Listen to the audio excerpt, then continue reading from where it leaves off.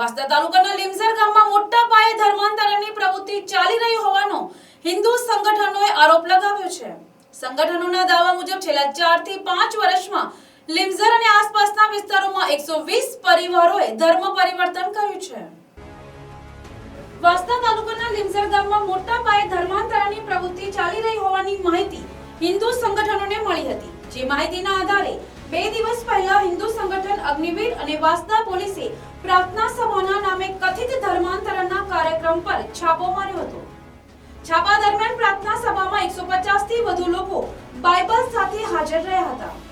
અગ્નિવીર સંસ્થાએ વાસ્તા પોલીસ સાથે મળીને આ પ્રવૃત્તિને અટકાવી હતી।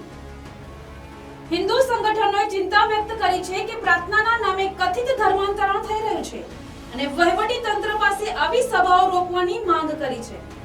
હિન્દુ સંગઠનોનો મુખ્ય વાંધો એ છે કે ધર્મ પરિવર્તન કરનારા લોકો સરકારી દસ્તાવેજોમાં હજુ પણ હિન્દુ આદિવાસી તરીકેની ઓળખ જાળવી રાખે છે।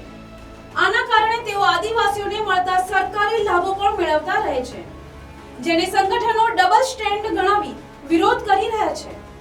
અગ્નિવીર હિન્દુ સંગઠનના રાષ્ટ્રીય જવાબદારી સંભાળતા મહેન્દ્રસિંહ રાજપૂતે જણાવ્યું હતું કે તેમને લીમઝર ગામના આદિમ જૂથ ફળિયામાં ધર્મસભા ચાલી રહી હોવાની માહિતી મળી હતી, જ્યાં ધર્મ પરિવર્તનનું કાર્ય ચાલી રહ્યું હતું। અમે પોલીસ કંટ્રોલને જાણ કરીને સ્થળ પર પહોંચ્યા ત્યારે લોકો બાઇબલ સાથે પ્રાર્થના કરી રહ્યા હતા। Bureau report NTC news Navsari.